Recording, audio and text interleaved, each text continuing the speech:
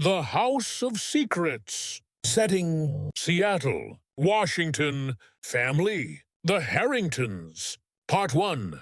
The Doomed Dinner. It was a dreary November evening in Seattle, the kind where rain hammered relentlessly against the windows of the Harrington family's stately Queen Anne mansion. Inside, the atmosphere was even colder than the weather.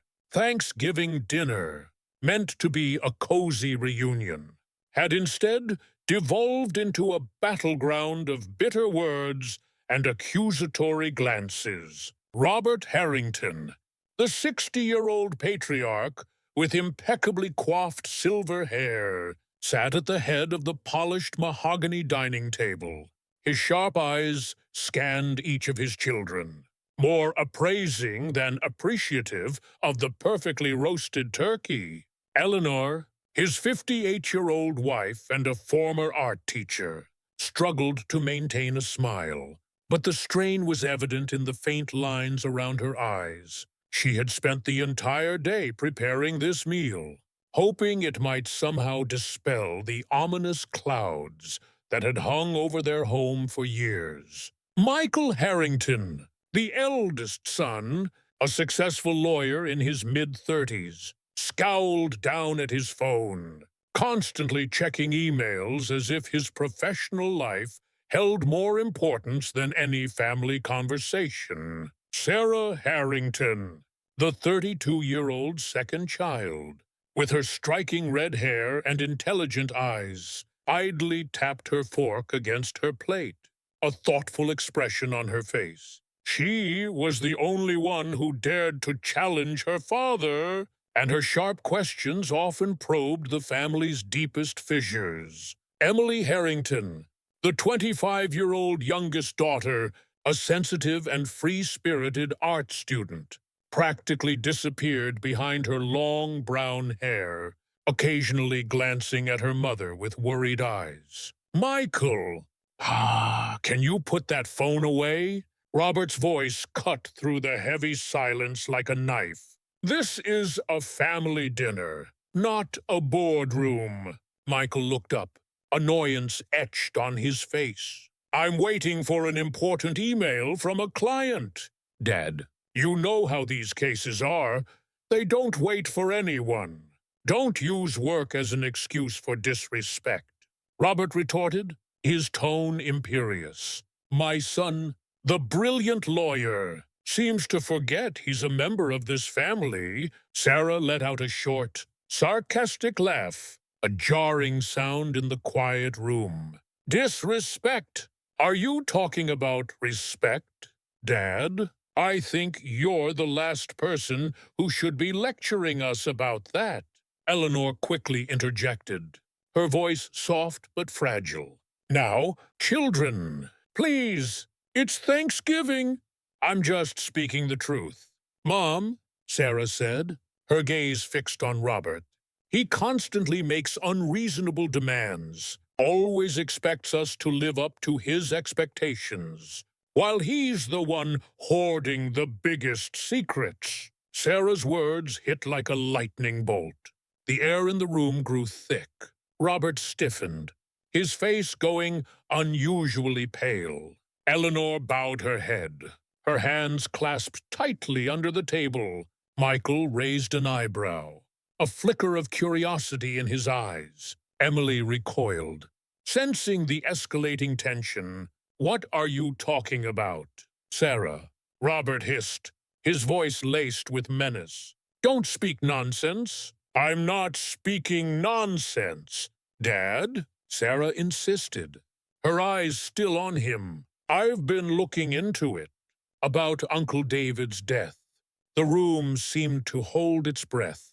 David was Robert's younger brother, who had died nearly 2 decades ago in what was officially ruled an unfortunate car accident. But Sarah, with her investigative journalist's instincts, had never quite believed it. She had been quietly digging, bit by bit, for years. Robert shot up from his chair, the wooden legs scraping loudly against the floor. How dare you? How dare you bring that up? Why not? Sarah stood, facing her father head-on. Everyone called it an accident, but things don't add up. And I believe you know the truth. Enough! Eleanor suddenly cried out, her voice trembling. She stood, her eyes fixed on Robert, filled with tears. Don't say another word. Sarah! You don't know what you're doing. I know exactly what I'm doing. Mom, Sarah said, though her gaze remained on her father, I want the truth. Why is Uncle David's death such a taboo subject in this house? Robert took a step back, his eyes now filled not just with anger, but with an unreadable fear. He gasped for air, as if struggling with himself. You will regret this. Sarah, I won't regret it. Sarah countered, unwavering. I won't stop until I find the truth, whatever that truth may be. Michael, who had been silent until now, finally spoke. Sarah, what are you doing? Do you want to destroy this family? Destroy? Sarah let out another harsh laugh. This family was destroyed a long time ago. Michael, don't you see? We live under one roof. But we're all islands, all because of secrets and lies. Emily, unable to bear the oppressive atmosphere any longer, burst into tears and ran from the table, her footsteps echoing on the grand staircase. Eleanor rushed after her youngest daughter, leaving Robert, Michael, and Sarah in a chilling silence. Robert looked at Sarah, his eyes no longer purely angry, but filled with deep disappointment. My daughter, he said softly, his voice laced with bitterness, you're digging up something you don't want to find. Sarah stood her ground, unyielding. She knew she had struck a raw nerve, but she also believed it was the only way to truly heal her fractured family. She couldn't stop. Her journalistic instincts, coupled with a daughter's desperate need for answers, compelled her forward, no matter the cost. Michael looked between his father and sister, feeling utterly lost. He had always strived to maintain a perfect facade, and this confrontation threatened everything he had built. He knew Robert harbored secrets, but he had never dared to dig. Now, Sarah was doing it, and Michael felt a strange mix of dread and curiosity. He knew that, after tonight, the Harrington family could never be the same. The drama had begun, and everyone was an unwilling actor in the tragedy called truth. Outside, the rain continued its relentless patter, mingling with Eleanor and Emily's faint sobs from upstairs. The Harrington house, built on foundations of wealth and reputation, now trembled under the weight of long-buried secrets. Part 2, Whispers and Shadows. The heavy silence in the Harrington dining room stretched on, thick with unspoken accusations and years of buried resentment. Sarah stood defiant, her red hair a fiery beacon against the opulent backdrop of her parents' home, refusing to yield an inch to her father's intimidating glare. Robert, still reeling from her direct challenge, eventually sank back into his chair, a defeated yet furious look on his face. Michael, ever the pragmatist, cleared his throat, breaking the spell. This is ridiculous, Michael muttered, pushing his plate away. Sarah, you're always looking for drama. Can't we just have one peaceful holiday? Peaceful, Sarah scoffed, her voice low but piercing. How can there be peace when there's a gaping hole of truth at the heart of this family? Don't you ever wonder about Uncle David? Michael, don't you ever feel like there's more to his accident than we were told? Michael shifted uncomfortably. He had always admired David, a charismatic and ambitious entrepreneur who had been a stark contrast to their stern father. David's sudden death had indeed left a void, but Michael had, like most people, accepted the official narrative. It was a tragic accident. Sarah, a drunk driver, a rainy night. What more is there to wonder about? A lot, actually, Sarah countered, pulling out her phone. I've been digging. Minor things. At first, a discrepancy in the police report. A witness who was never fully questioned. An unusual delay in the autopsy report. Then, I found something more substantial. David was about to close a major deal. A property development that would have made him incredibly wealthy. And he had a heated argument with someone just hours before he died. Robert slammed his fist on the table, making the silverware jump.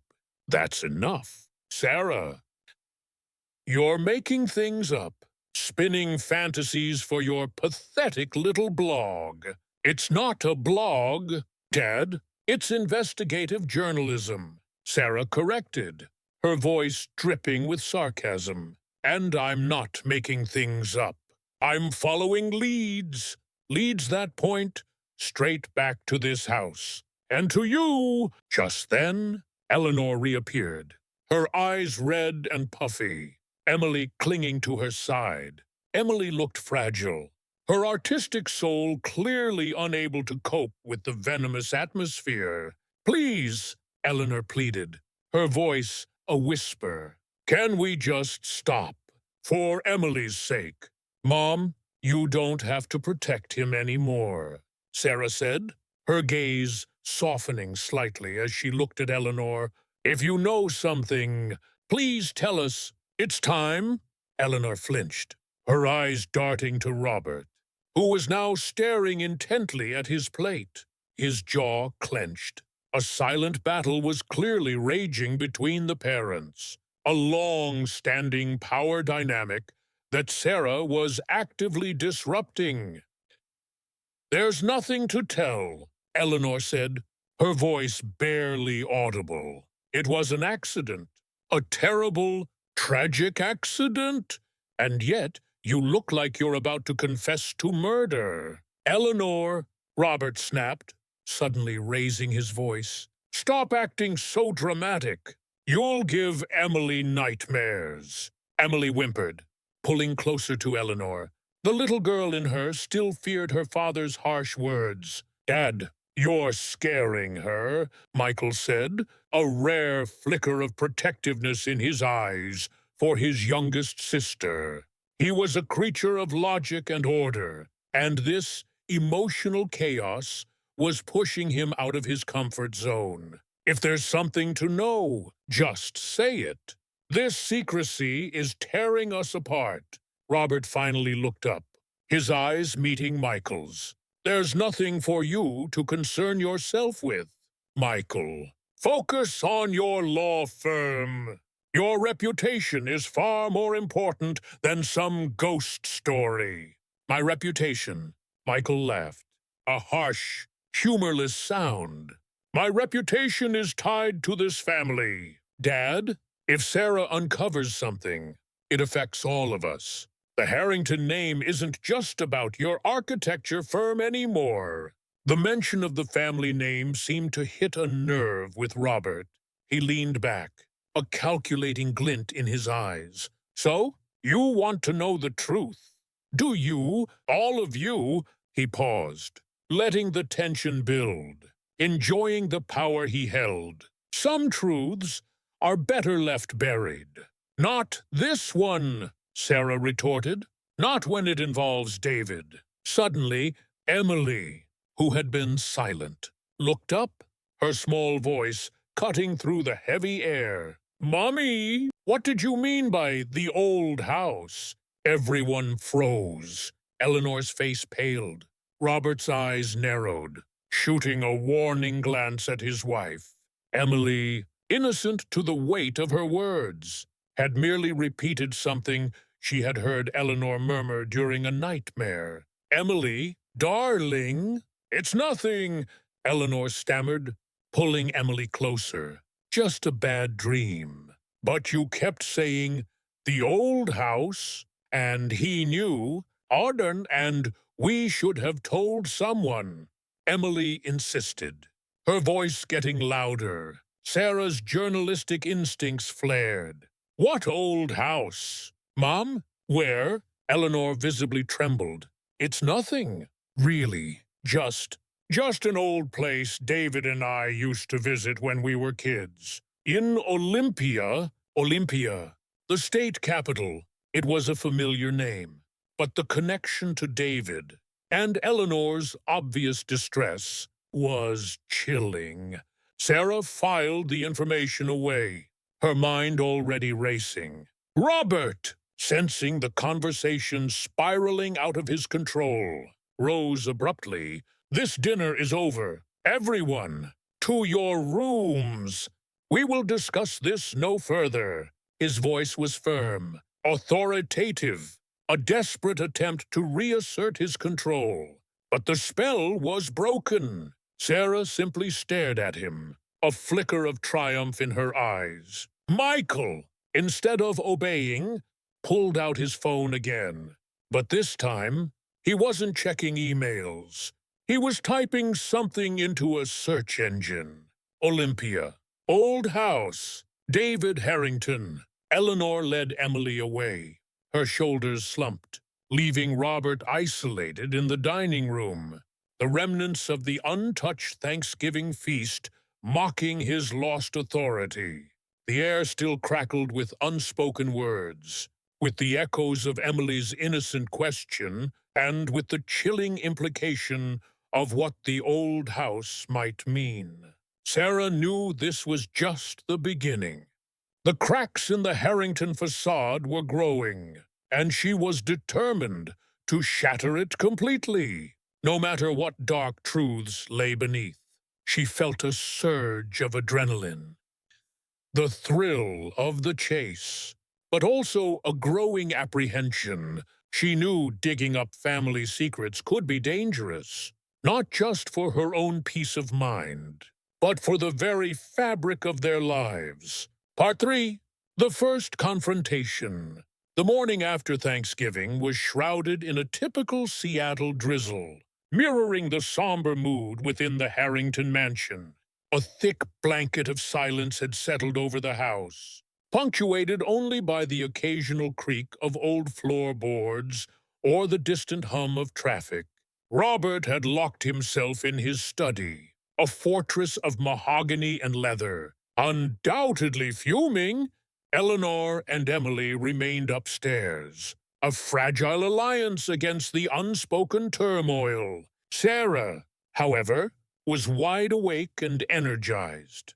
The confrontation last night had ignited a fire in her. She had spent the early hours on her laptop, cross-referencing the vague details Emily had let slip about the old house in Olympia, with what little public information existed about David Harrington's early life and business ventures. It wasn't much, but it was a start. She found a single, archived article from a local Olympia newspaper dating back 25 years, mentioning a small, unincorporated property development project David had been involved in briefly before moving back to Seattle.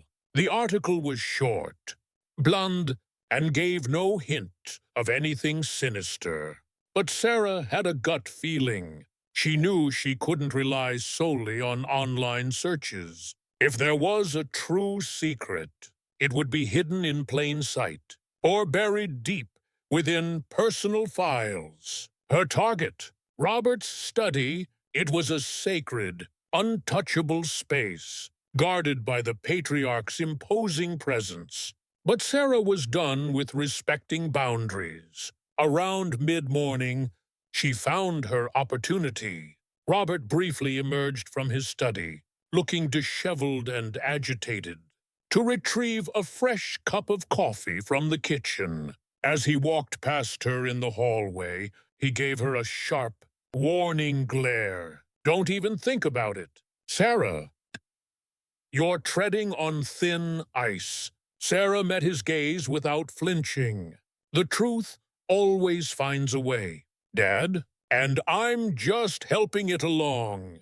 As soon as Robert was out of sight, retreating towards the kitchen, Sarah moved.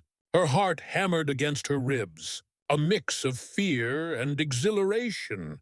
The study door was, as expected, locked, but Sarah, remembering a childhood game of hide and seek, recalled a spare key Robert kept hidden behind a loose brick in the fireplace hearth.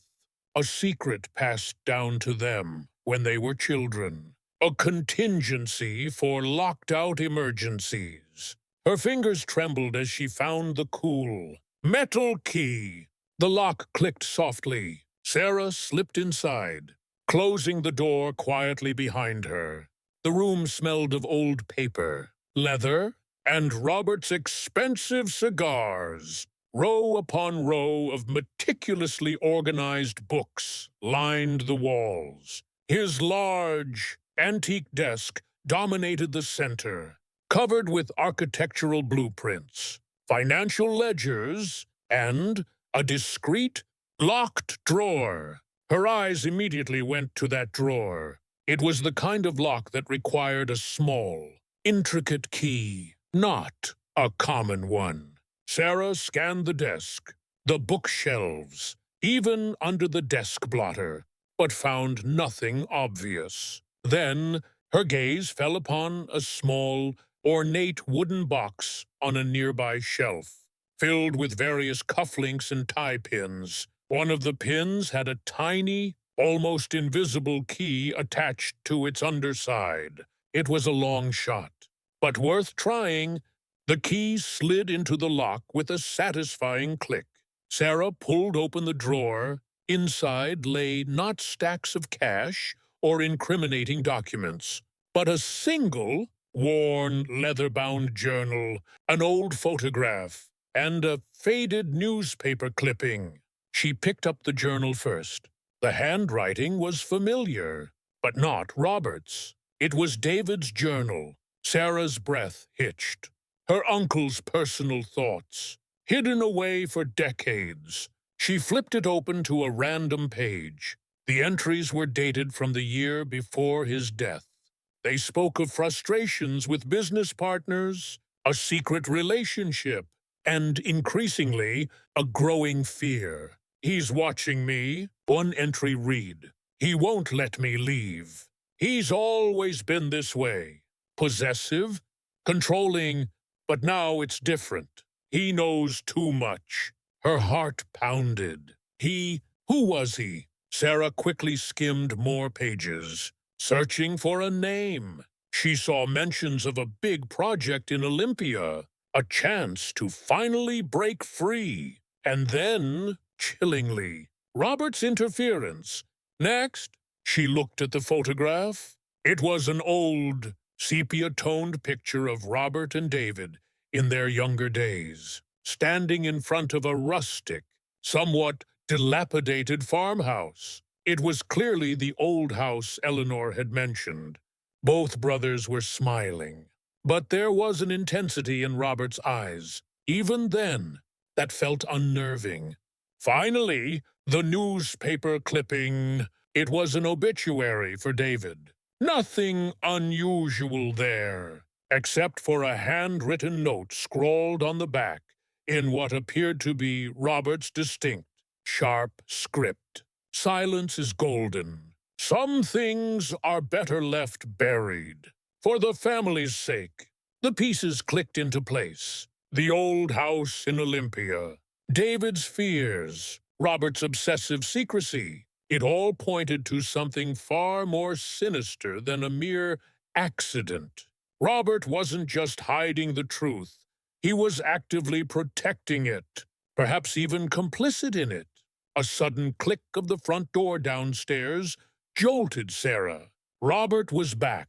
She quickly shoved the journal, photo, and clipping back into the drawer. relocked it, and replaced the key, she left the study, closing the door softly. Her mind reeling, she found Robert standing in the foyer, shaking rain from his coat, his eyes cold and assessing. Metesh, you were in my study, weren't you? His voice was low, dangerous. Sarah didn't deny it. I found some interesting things, Dad. Things that don't add up. Things about David. And about you. Robert's face contorted with a mixture of rage and desperation. He strode towards her, his voice a low growl. You foolish girl. Do you have any idea what you're meddling with? You could destroy everything. Not just for me, but for this entire family. The family is already destroyed by your lies. Sarah shot back, her voice rising. What exactly happened in that old house? Dad, what did you do to David? Robert's hand shot out, grabbing her arm. His grip was tight, his knuckles white. You think you know something? You know nothing. You want to play detective. Fine, but be warned. Sarah, some doors, once opened, can never be closed again. And the monsters behind them, they don't just stay in the past. His eyes were wild, unhinged, revealing a depth of fear and malice Sarah had never witnessed before. It was a terrifying glimpse into the man beneath the polished facade. Sarah pulled her arm free, her heart pounding. She realized then that this wasn't just about finding the truth. It was about confronting a man who was capable of extreme measures to keep his secrets buried. But she wouldn't back down. Not now. The journal, the photo, the clipping. They were enough to solidify her suspicions. The hunt for the truth had just become incredibly dangerous. Excellent. Here's part 4 of The House of Secrets. Michael, the logical and career-driven son, begins to grapple with the implications of Sarah's discoveries. The House of Secrets. Setting: Seattle, Washington. Family: the Harringtons. Part 4. The Lawyer's Dilemma.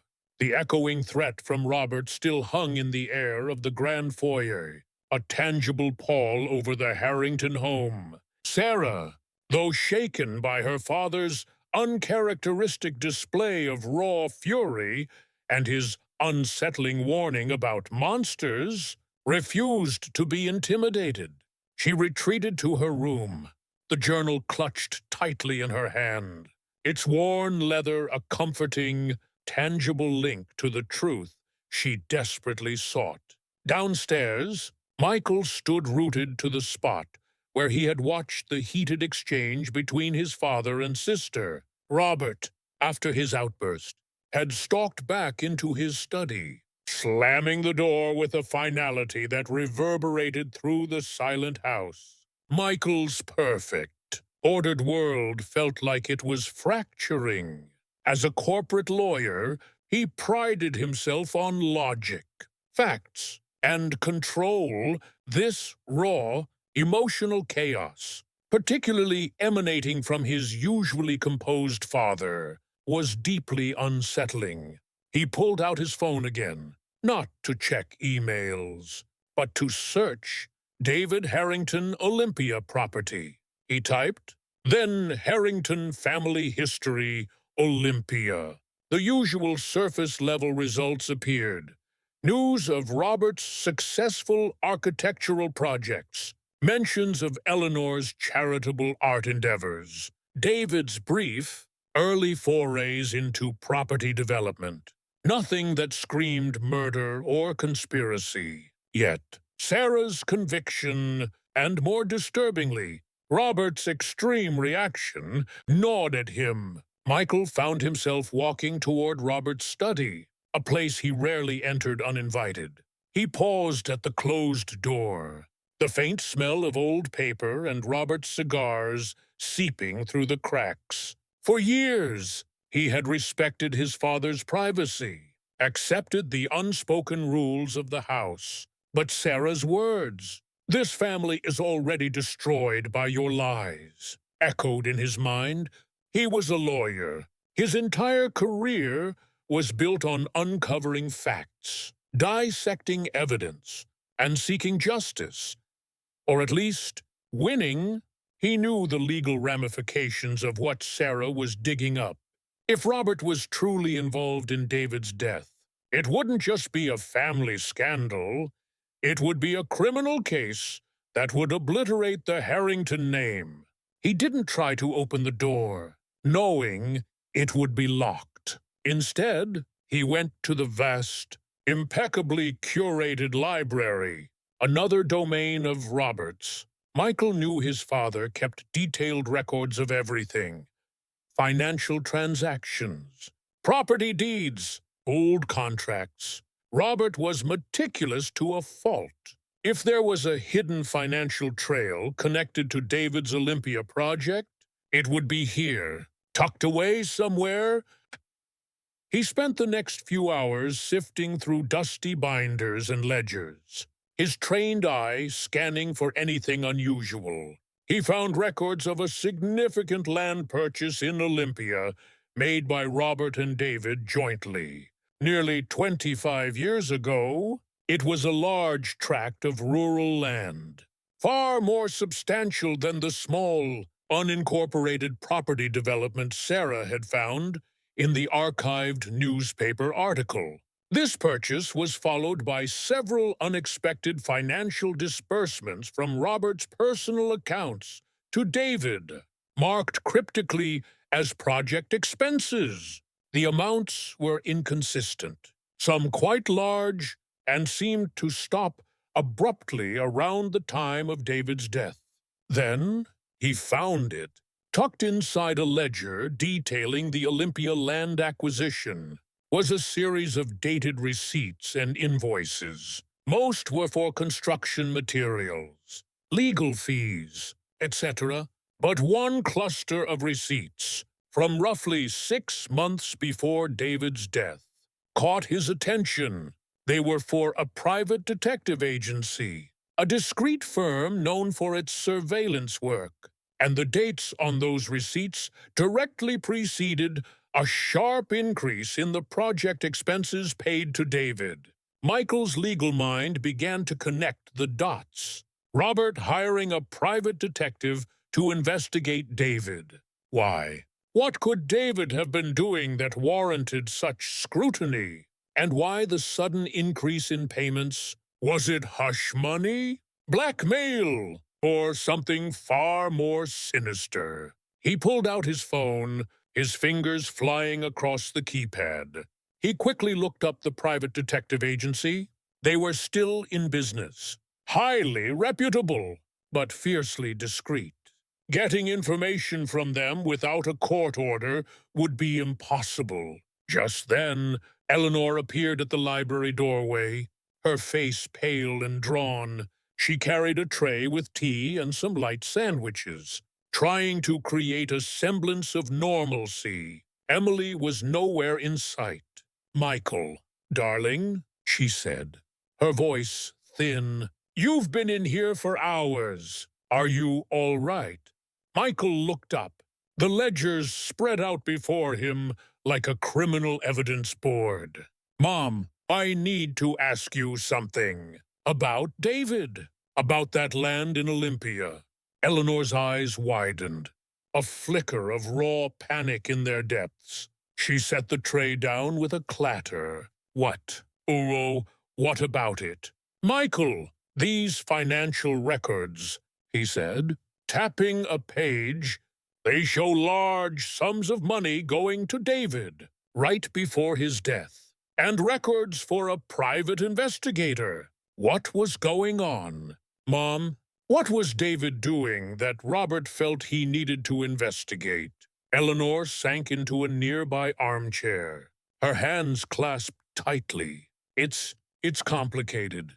Dear, your father and David always had a difficult relationship. competitive.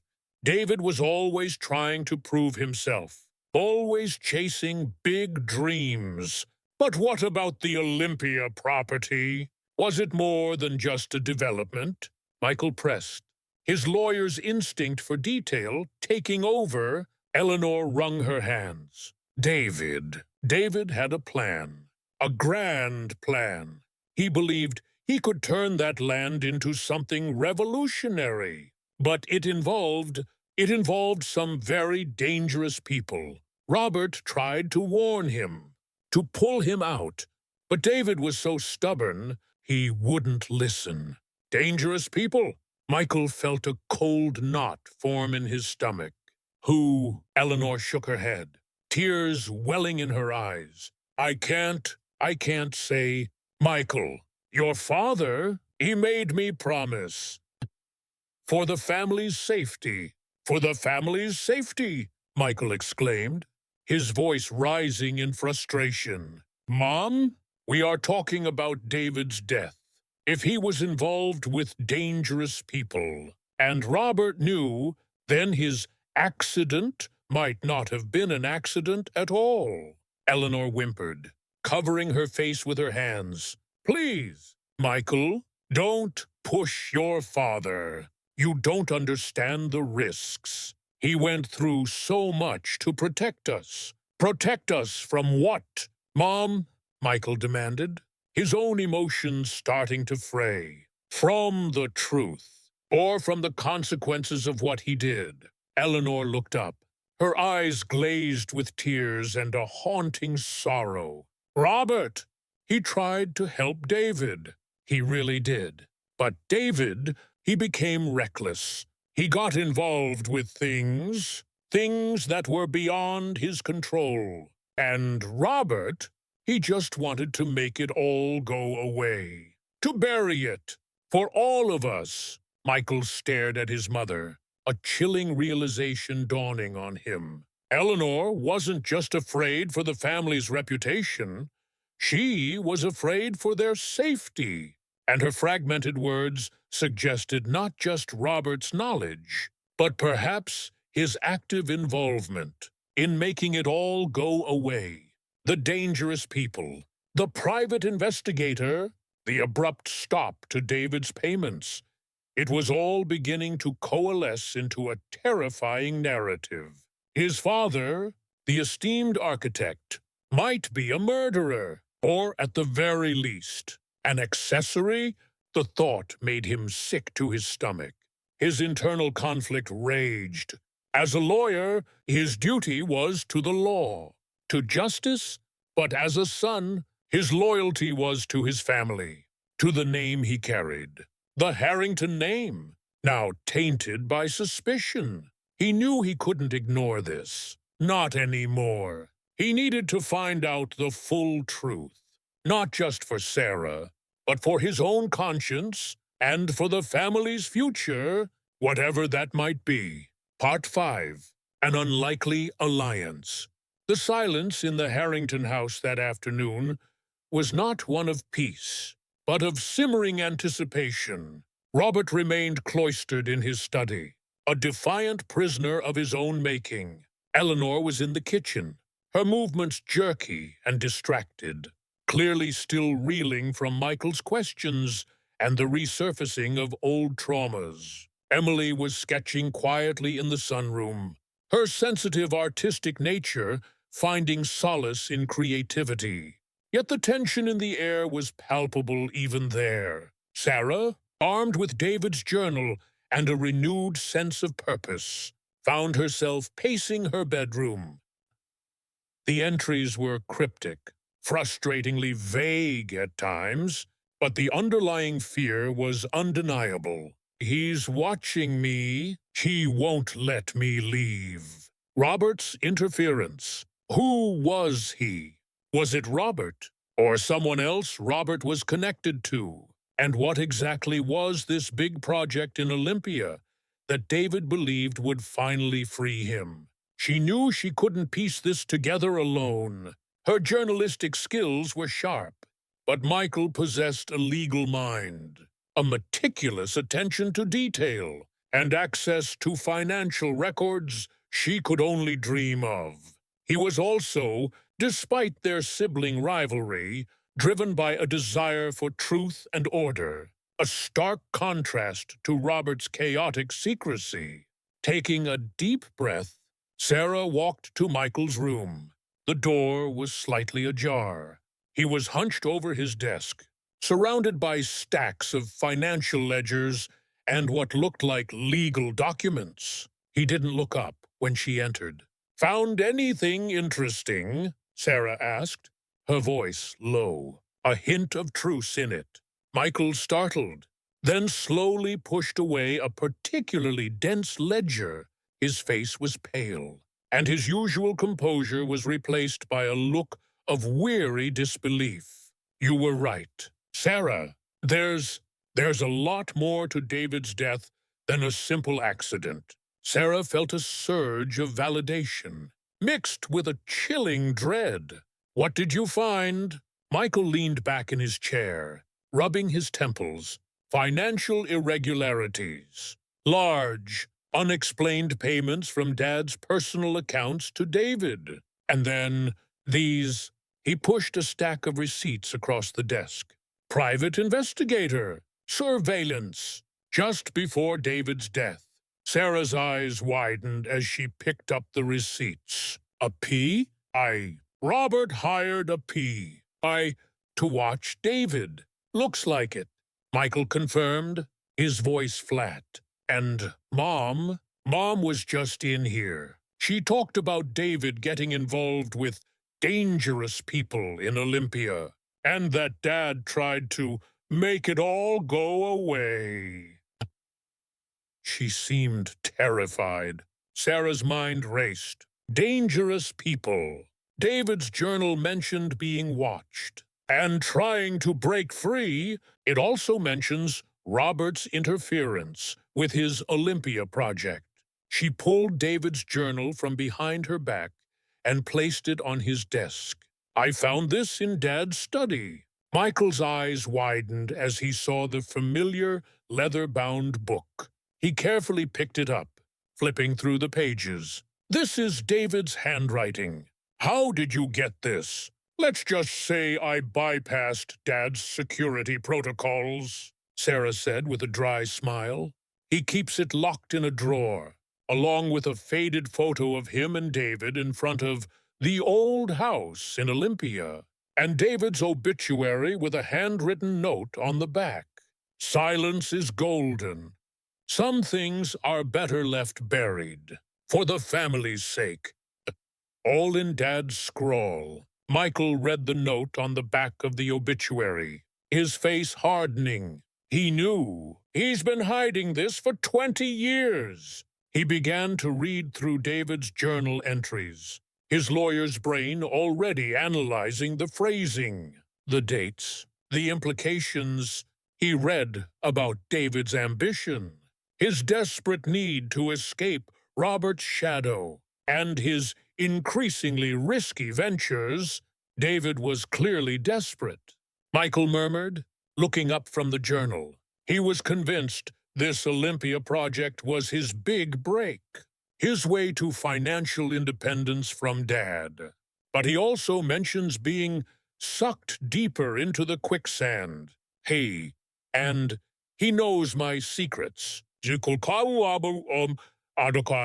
He? Sarah pressed. "Who is he?" "That's the million-dollar question," Michael replied. "It could be Dad, or it could be one of those dangerous people Mom mentioned."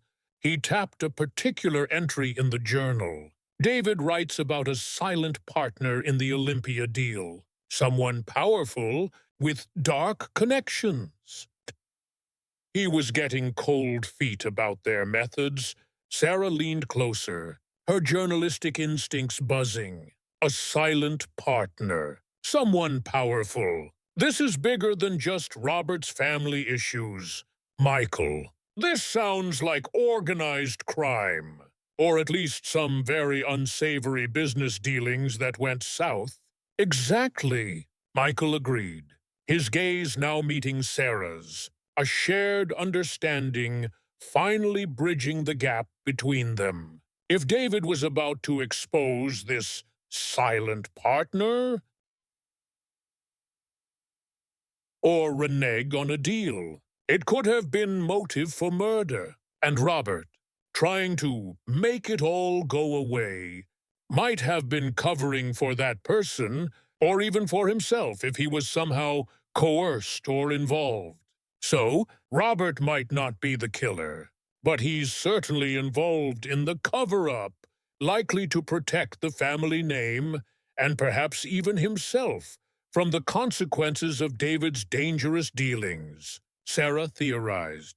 And David's journal might be our key to identifying this silent partner and what really happened. We need to go to Olympia, Michael stated, his voice firm. We need to find this old house and anything else connected to David's project there, the financial records, the private investigators' reports, David's journal, they're all leading us there. And we need to find out who this silent partner is. Sarah nodded, a grim determination setting in. The idea of teaming up with Michael, her often condescending elder brother, was an odd one, but necessity superseded old grievances. Their individual strengths complemented each other. Her investigative tenacity, his legal acumen. What about Mom and Emily? Sarah asked, a flicker of concern for their more fragile family members. We tell them nothing more for now, Michael decided. The less they know, the safer they are. And we don't want to tip off Dad. He's already on high alert. They spent the rest of the afternoon meticulously cross-referencing David's journal entries with the financial records Michael had found. They created a timeline, highlighting discrepancies and suspicious payments. They identified a specific period, just weeks before David's death, when the private investigators' activity peaked, and the payments to David escalated dramatically. The journal entries from that same period were filled with escalating paranoia and fear. As evening approached, casting long shadows across the Harrington mansion, Sarah and Michael knew they were embarking on a dangerous journey. They were no longer just siblings with unresolved family issues. They were partners in a cold case, digging into a past that their father had desperately tried to bury. The secrets of the Harrington family were far darker and more complex than they had ever imagined, and the old house in Olympia held the key to unlocking the terrifying truth. Part 6. Echoes in Olympia. The drive from Seattle to Olympia the following morning was fraught with a tense, almost electric silence. Sarah drove, Michael navigated, and the unspoken weight of their mission pressed down on them. They had told Eleanor they were going on a work trip, a flimsy excuse that she seemed too wary to question. Emily remained withdrawn, lost in her art, seemingly oblivious to the seismic shifts occurring within her family. As they left the bustling urban sprawl of Seattle behind, the landscape transformed into the lush, green forests and rolling hills of rural Washington. Olympia, the state capital, was smaller, quieter, its historic charm a stark contrast to the modern grandeur of Seattle. Yet, beneath its peaceful veneer, Sarah and Michael knew dark secrets might lie. Their first stop was the county records office. Michael, leveraging his legal credentials and a fabricated story about researching an old property dispute, managed to gain access to the archived land deeds and development permits for the area where David's journal hinted at the big project. It was painstaking work, sifting through decades-old paperwork. Sarah, meanwhile, used her journalistic charm and a carefully crafted inquiry about local historical properties to chat with some of the older clerks. She subtly mentioned the Harrington name, David, and the general area, one elderly clerk, a woman named Martha with bright, inquisitive eyes, paused. Harrington, you say? Martha mused, tapping her pen against a ledger. Yes, I remember the Harrington brothers. Robert, always so serious. And David, the charmer. They bought that old property out on the edge of the wetlands. Didn't they? The old Miller farmhouse. Sarah's heart leaped.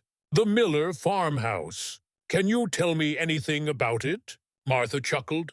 Well, it was a bit of an eyesore. Honestly, run down for years. David had grand plans for it. A whole eco-resort. I think he called it ahead of his time. That boy was... But it never materialized, did it? And then? Well, then he died. Her voice dropped to a conspiratorial whisper. Always thought it was strange. That such a vibrant young man, just gone. Michael, overhearing, subtly nudged Sarah. Did they ever actually start construction? He asked Martha, feigning casual interest. Oh, a little bit? Maybe, Martha recalled. Some preliminary clearing, a few foundation stakes, but nothing substantial. And then Robert, after David passed, he just closed it all down, sold the land a few years later, quietly, to some anonymous holding company. Always thought that was a shame. So much potential. The Miller farmhouse. The old house. Sarah and Michael exchanged a look. This was it. Armed with the address gleaned from the land deeds, they drove out of town, following a winding, unpaved road that cut through dense forest. The air grew cooler, quieter. After about 20 minutes, the trees thinned, revealing a clearing. And there it was, the old Miller farmhouse. It was exactly as Eleanor had described it in the old photograph. A two-story wooden structure, weathered and dilapidated, its paint peeling, windows boarded up, a testament to decades of neglect. It stood, isolated, surrounded by overgrown fields and the dark edge of the wetlands. A chilling sense of abandonment hung in the air. This is it, Sarah breathed, pulling the car to a stop. The place where David had his big project. Duh, and where Robert bought the property detective's reports. Michael's eyes scanned the desolate landscape. Doesn't look like much of a revolutionary eco-resort now, does it? He pointed towards a faint, almost swallowed-up dirt track leading around the back of the house. Let's check the perimeter. See if there are any signs of activity. As they circled the property, the oppressive quiet was punctuated only by the distant calls of birds and the rustle of leaves. They found remnants of David's initial development efforts, rusted tools, piles of old, decaying timber, and a partially dug trench that seemed to lead nowhere. But more disturbingly, they found evidence of more recent, clandestine activity. Near what appeared to be an old, disused well, the ground was disturbed. Fresh tire tracks, though faint, indicated a vehicle had been there recently. And then Sarah spotted something else, a discarded, half-empty pack of expensive, imported cigarettes. The very brand Robert occasionally smoked. Look, Sarah whispered, pointing to the cigarette pack. Robert was here. Recently, Michael knelt, examining the ground. And not alone. These look like heavy-duty tire tracks, not a standard sedan. He then spotted a small, dark object half buried in the damp soil. He carefully picked it up, It was a single, tarnished brass casing. From a handgun, their eyes met, a shared horror dawning. This wasn't just about a buried secret anymore. This was about something far more dangerous, something that might still be active. A gun casing, Michael murmured, his lawyer's detachment momentarily replaced by genuine fear. Someone was here, with a weapon, and Robert was here, too. Sarah's mind flashed back to David's journal entries. He's watching me. He knows my secrets. He won't let me leave. And then Robert's chilling warning last night. The monsters behind them. They don't just stay in the past. Was Robert the he, or was he covering for someone else? Someone dangerous who still frequented this isolated farmhouse? They decided to cautiously approach the house itself. The front door was boarded shut, but a side window was slightly ajar, the wood rotted enough to offer a weak point. Michael, using a crowbar he found in his trunk, he always kept an emergency kit, managed to pry open the window enough for Sarah to squeeze through.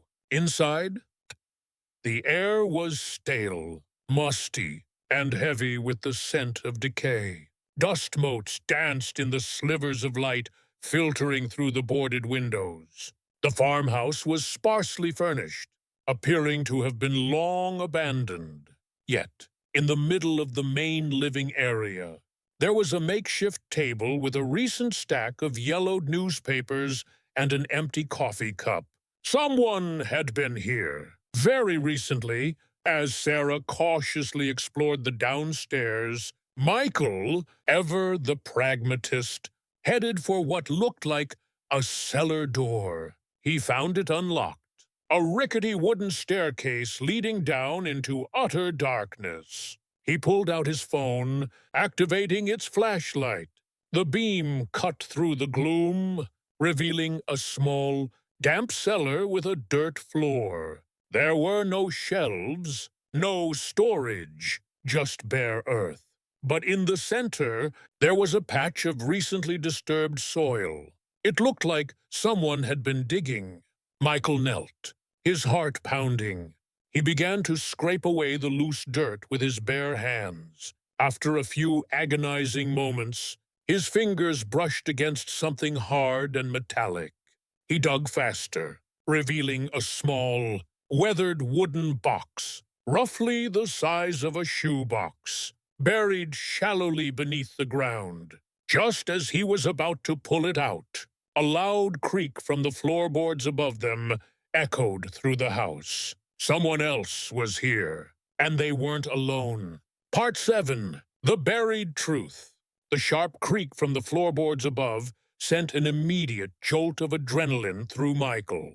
He froze, his hand still on the wooden box, buried in the damp earth of the cellar. His flashlight beam, held steady by instinct, illuminated the freshly disturbed soil and the corner of the box. Above him, Sarah, who had heard the sound too, instantly dropped into a crouch.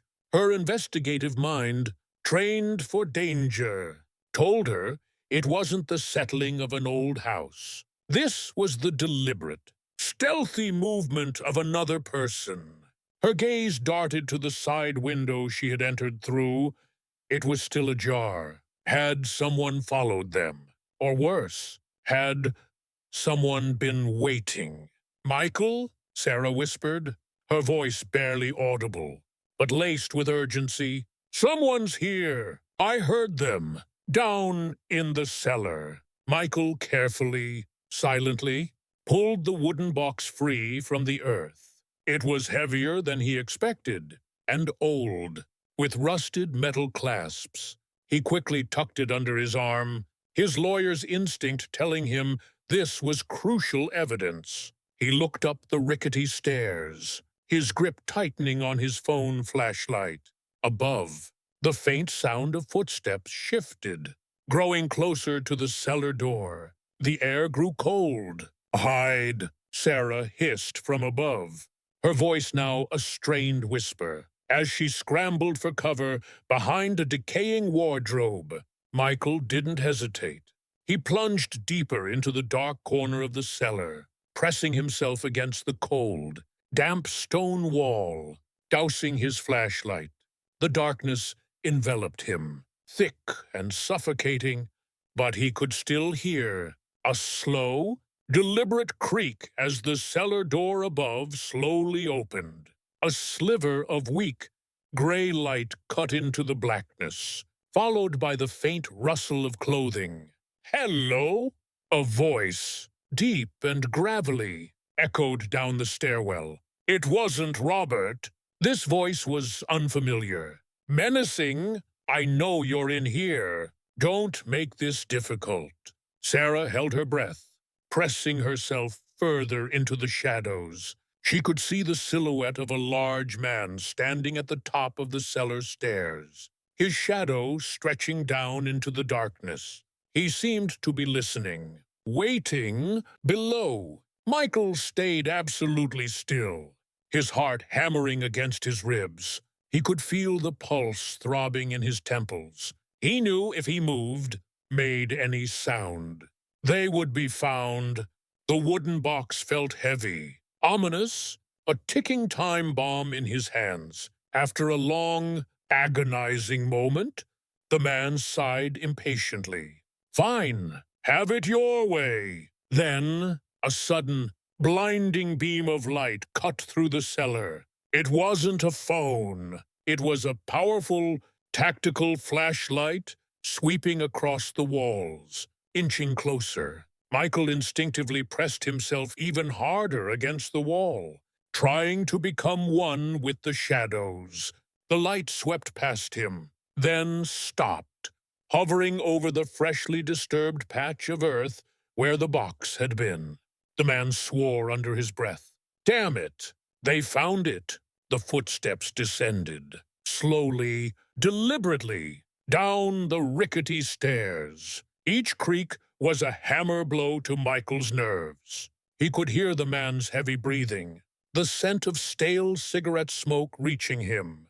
The light swept past him again, agonizingly close, just as Michael thought he was about to be discovered. A loud crash from upstairs startled the man. "What the voice growled. It was Sarah, thinking fast. She had deliberately knocked over a stack of old, rusted metal buckets, creating a deafening clatter. It was a diversion. "Hey!" Sarah yelled, her voice echoing, as she burst through the front door, running into the dense woods. "He's in the cellar! Get him!" The man cursed loudly. "Stay where you are." He didn't hesitate. The beam of his flashlight disappeared from the cellar as he turned and charged back up the stairs. Chasing after Sarah, Michael knew this was his chance. He scrambled up the cellar stairs. Pushing open the heavy door, he could hear shouts and the sound of breaking branches from the woods. He looked outside just in time to see Sarah disappear into the tree line, the large man close behind her. "Sarah!" Michael yelled, but he knew he couldn't help her now without risking capture and losing the box. He had to get this evidence out. He ran to their car, fumbling with the keys, his hands shaking. He threw the box onto the passenger seat and started the engine, peeling away from the farmhouse. He couldn't leave Sarah. He had to circle around, find her. Meanwhile, Sarah, despite her slight build, was surprisingly agile, using her knowledge of the terrain to her advantage. She ducked under low branches, dodged thorny bushes, her journalist's survival instincts kicking in. She didn't know who this man was, but his presence confirmed their worst fears. Someone was actively guarding the secrets of the Miller farmhouse. She could hear him behind her, his heavy footsteps crashing through the undergrowth, punctuated by his frustrated curses. He was bigger, stronger, but she was faster in the dense foliage. She knew she had to lead him away from the house, away from Michael and the box. Suddenly, she heard a car engine roaring nearby. Then the screech of tires. It was Michael. He was circling back, looking for her. The man chasing her heard it too, and he seemed to hesitate. "Get in," Michael yelled, pulling the car abruptly off the dirt road, barely missing a tree and skidding to a halt near Sarah. Sarah didn't waste a second. She flung open the passenger door and dove in, pulling the door shut just as the man burst out of the trees, a look of pure fury on his face. He lunged, but Michael had already floored the accelerator. The car fishtailed, then shot forward, leaving the enraged man standing in the dust. As they sped away, heartbeats pounding, Sarah turned to Michael. "Honda, what did you get?" Michael held up the wooden box. "This. It was buried in the cellar. I think it's what he was looking for." He pulled the car onto the main road, heading back towards Seattle. Their escape, leaving the dilapidated farmhouse and its chilling secrets behind. As they drove, the adrenaline slowly began to recede, replaced by a cold, hard resolve. "Who was that man?" Sarah asked, her voice still a little breathless. "I don't know," Michael admitted, "but he knew we were digging, and he was clearly guarding that box. This is no longer just a family drama, Sarah. This is something far more dangerous. Someone doesn't want these secrets to come out, and they're willing to do anything to keep them buried."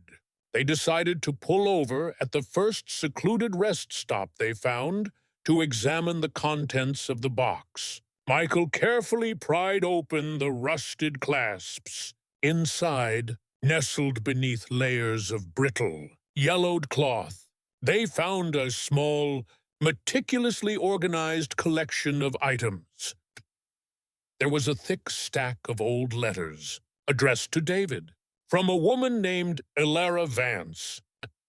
The handwriting was elegant, but the tone of the letters grew increasingly desperate. Speaking of a shared child, a betrayal, and threats from his family. Then, there was a hidden compartment at the bottom of the box. Michael pulled it open, revealing a small, tarnished silver locket. Inside were two miniature photographs, one of a younger David, smiling brightly, and the other, startlingly, of a young Eleanor, but looking much younger, with a different haircut and a look of youthful innocence they hadn't seen in years. And beneath the locket, a single, faded birth certificate.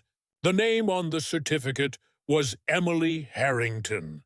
The mother's name was Eleanor Harrington. The father's name, David Harrington. Sarah and Michael stared at the certificate, their faces mirroring each other's shock. Emily, their youngest sister, was not Robert's daughter. She was David's, and Eleanor, their mother, had kept this secret buried for 25 years, carrying the weight of a monumental lie.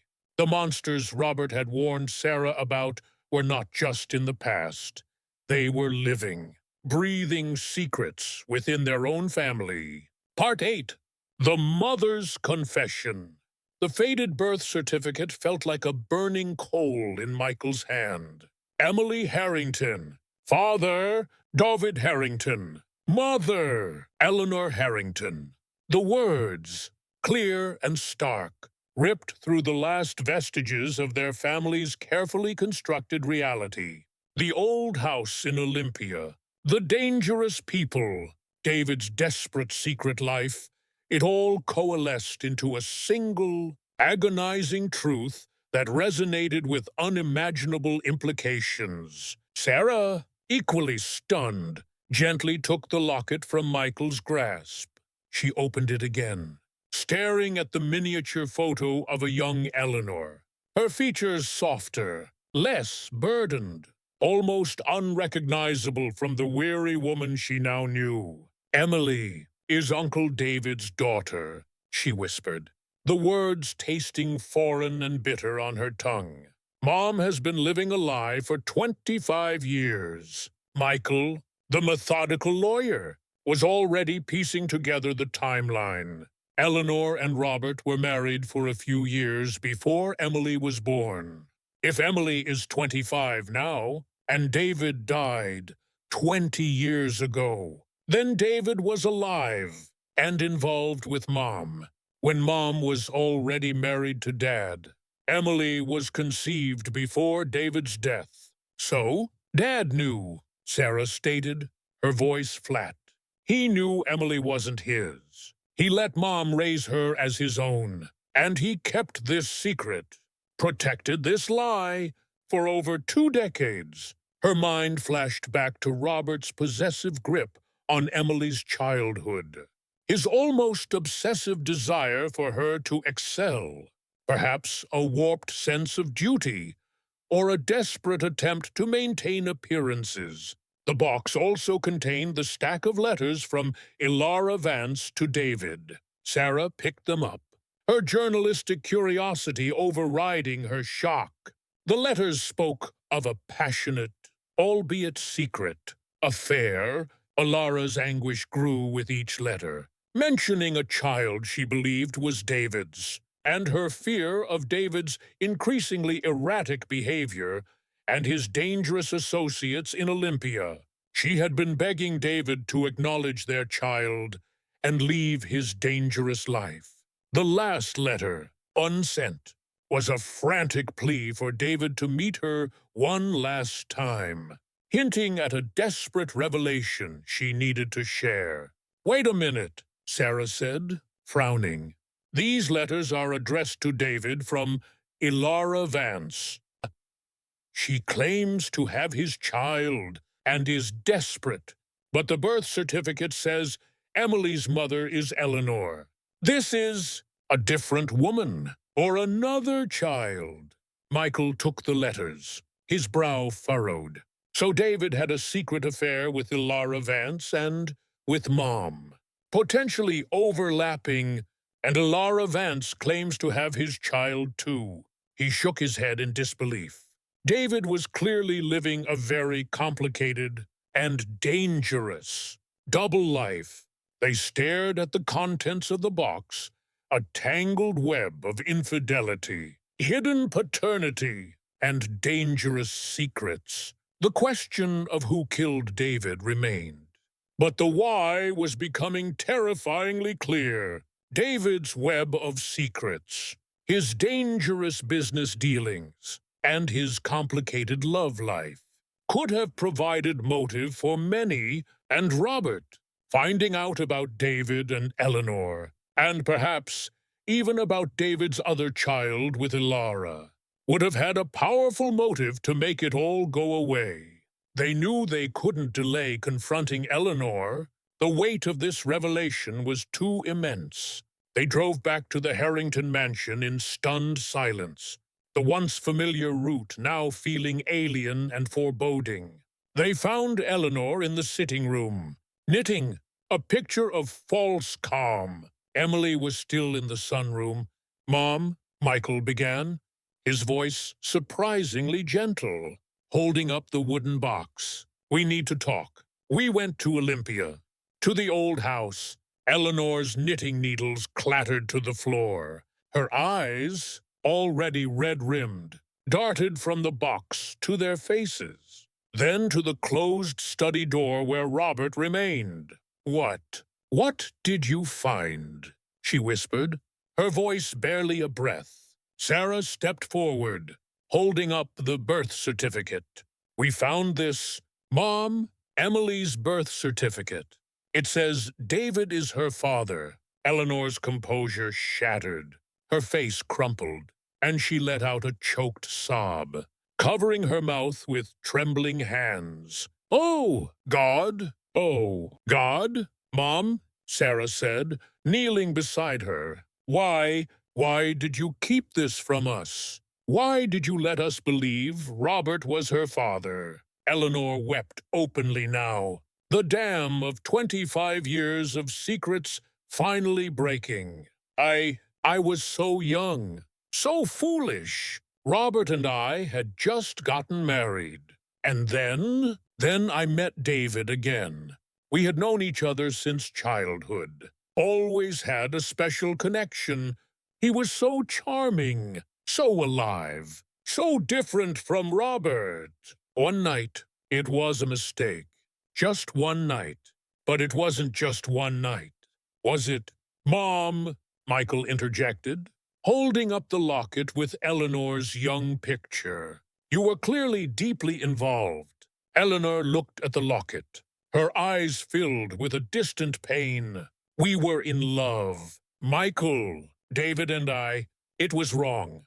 I know, but he promised we would be together, that he would leave his dangerous dealings in Olympia, that he would tell Robert. And then I found out I was pregnant.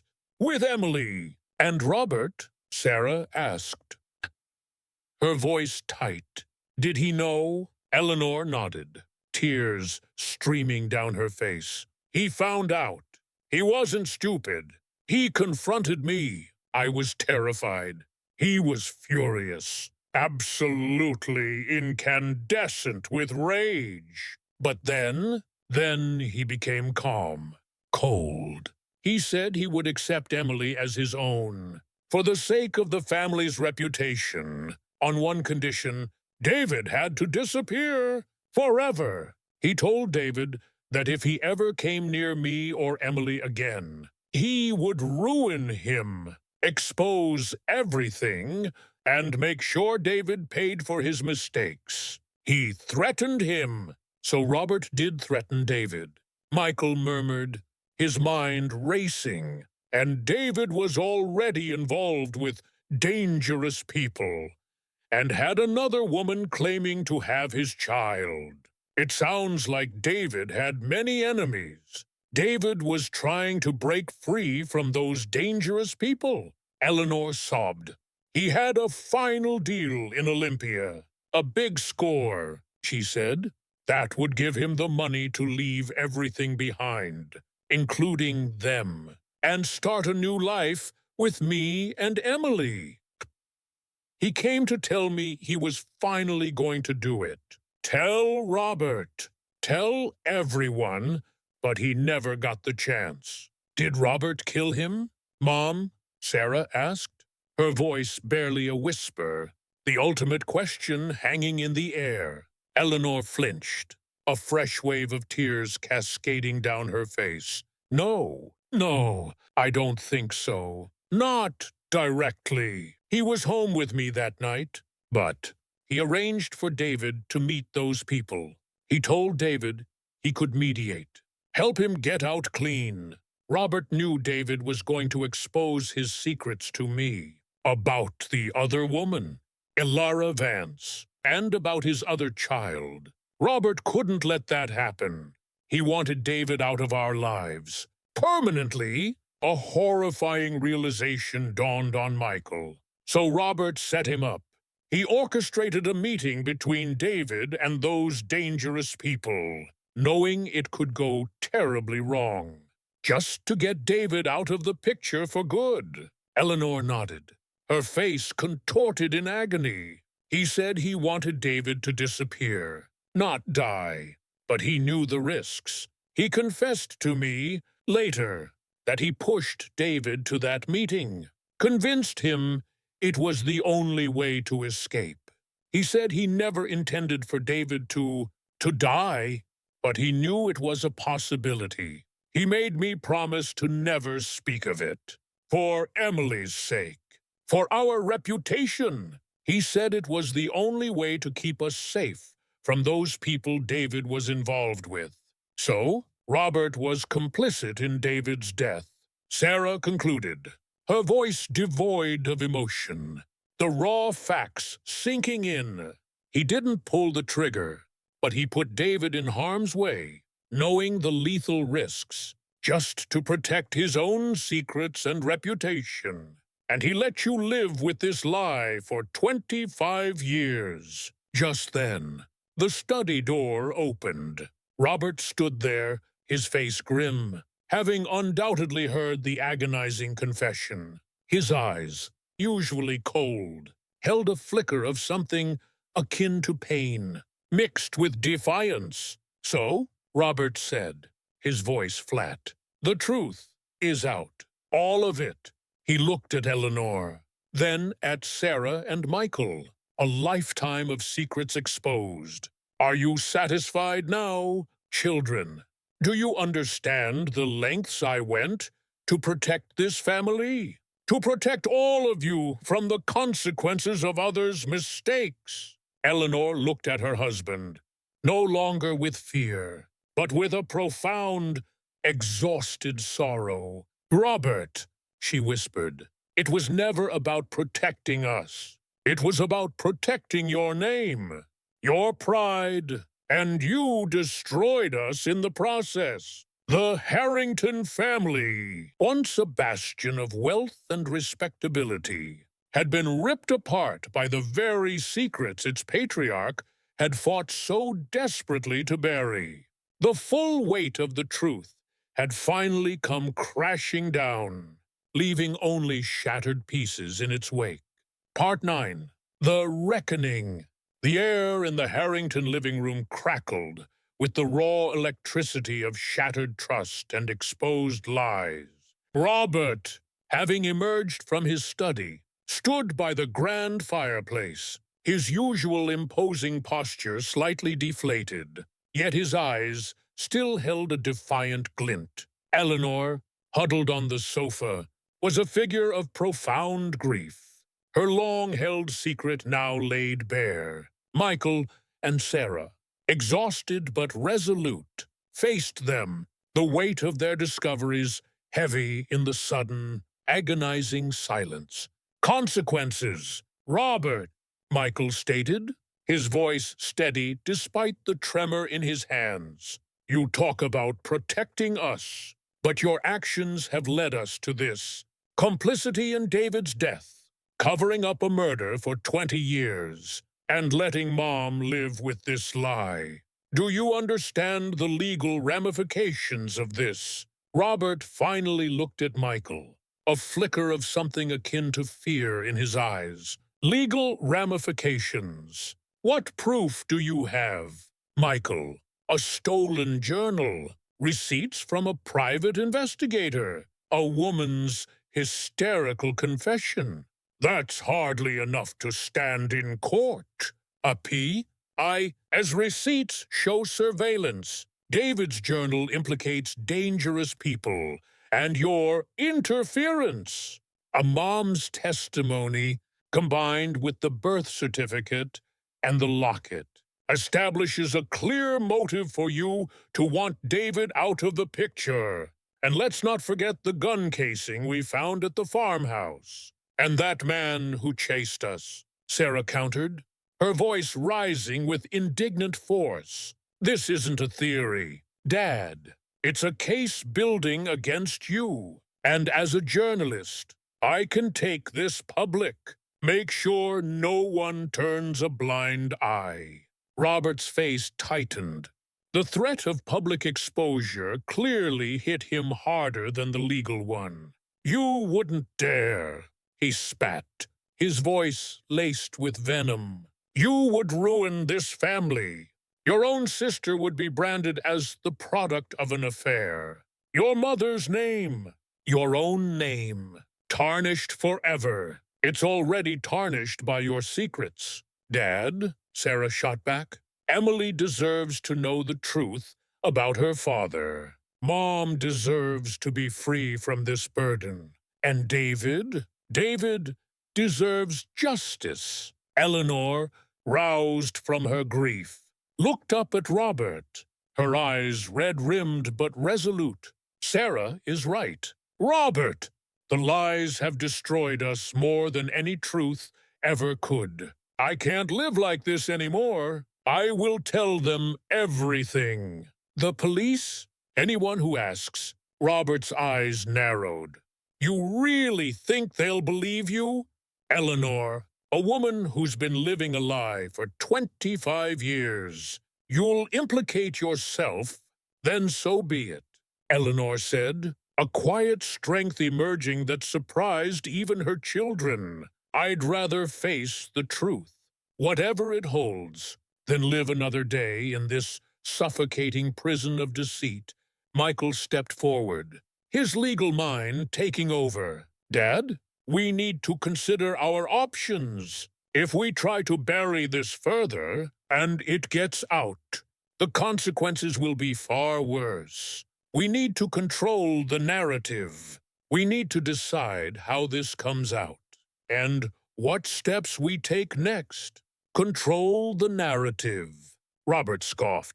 There is no controlling this. It's a disaster. A total, utter disaster. He began to pace, his hands running through his thinning hair. Those people David was involved with. They are not to be trifled with. Michael, they operate in the shadows. If this gets out, they won't just come for me. They'll come for all of us. That's why I buried it.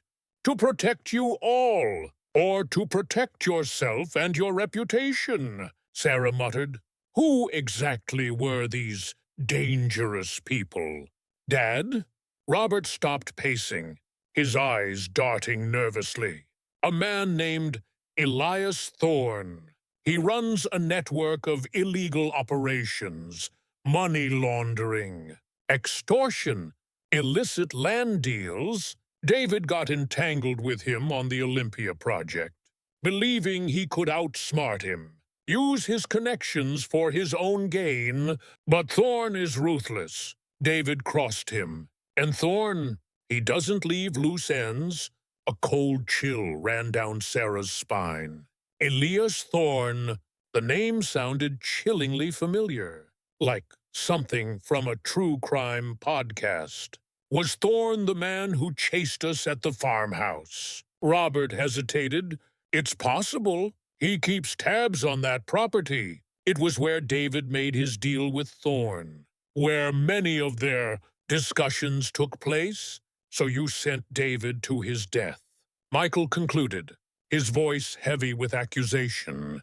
You knew Thorne was dangerous, and you orchestrated that meeting, knowing it would likely end in David's demise, just to keep him out of Mom's and Emily's lives, and to protect your own image. Robert remained silent, his gaze fixed on some distant point, a confession in itself.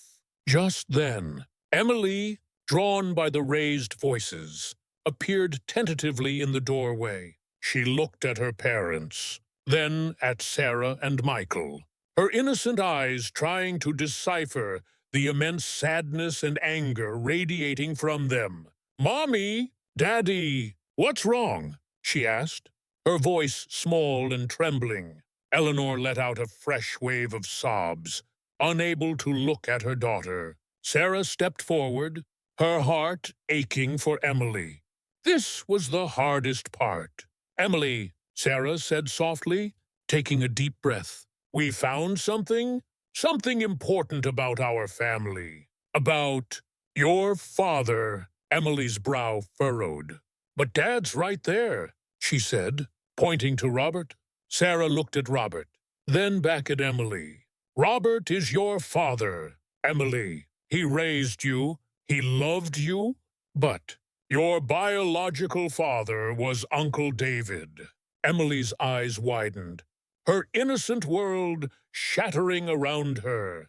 She looked from Sarah to Eleanor, then to Robert, her face contorted in confusion and hurt. Uncle David? But he died.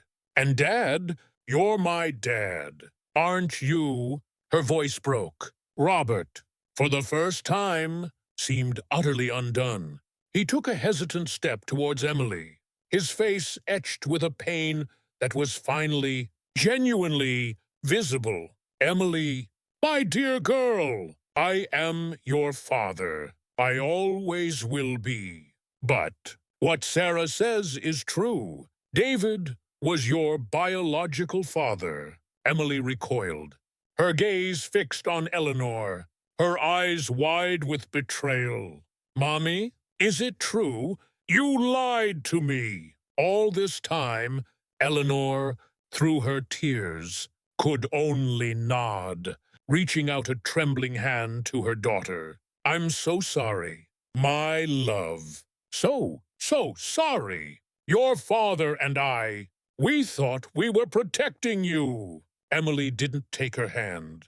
She stared at them, the weight of the lie crushing her, stripping away the innocence she had clung to. She looked at Robert, then at Eleanor, then back at the birth certificate Sarah still held. The revelation was too much. Without another word, she turned and ran from the room, her anguished cry echoing through the mansion. Robert closed his eyes, a defeated sigh escaping his lips. The final domino had fallen. His carefully constructed life, his family, his legacy, all in ruins. Michael looked at Robert, then at Eleanor, then at the empty doorway where Emily had vanished. This can't be covered up. Dad, not anymore. The truth is out, and it's destroyed us all. Sarah, though heartbroken for Emily, felt a grim satisfaction. The truth, however painful, had finally been exposed. But the legal and personal battles were far from over. Elias Thorne was still out there. Robert's future was uncertain. And the Harrington family, once a symbol of stability, was now a fractured, broken mess, forced to confront the harsh realities of their own making. Part 10, Ashes and a Glimmer of Dawn. The days following Emily's devastating discovery were a blur of raw emotion and fractured communication within the Harrington mansion. Emily had retreated completely, locking herself in her room, refusing to speak to Robert or Eleanor. Sarah and Michael took turns trying to reach her, leaving food outside her door. Their attempts at comfort often met with silence or muffled sobs. The grand house, once a symbol of their family's facade, now felt like a mausoleum of broken dreams. Robert, stripped of his authority and control, became a ghost in his own home. He wandered the halls, his eyes vacant, the weight of his unraveling reputation and the pain he had inflicted finally crushing him. He tried, weakly, to approach Emily's door, but his knocks went unanswered. His empire, built on ambition and secrets, was crumbling. And with it, his very essence. Eleanor, after her cathartic confession, found a fragile new strength. The burden of 25 years of lies had been lifted, replaced by the profound agony of her daughter's pain. She focused entirely on Emily, sleeping outside her door, whispering apologies and fragmented stories of David, trying to bridge the chasm of betrayal.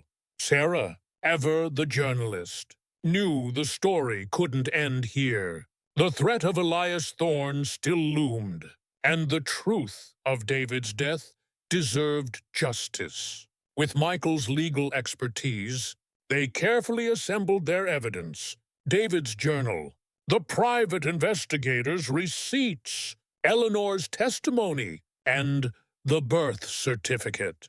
They knew confronting Thorne directly was too dangerous. Instead, they took their findings to a trusted contact of Sarah's at the Seattle Times, a seasoned investigative reporter who understood the delicate nature of high-profile cases involving powerful figures.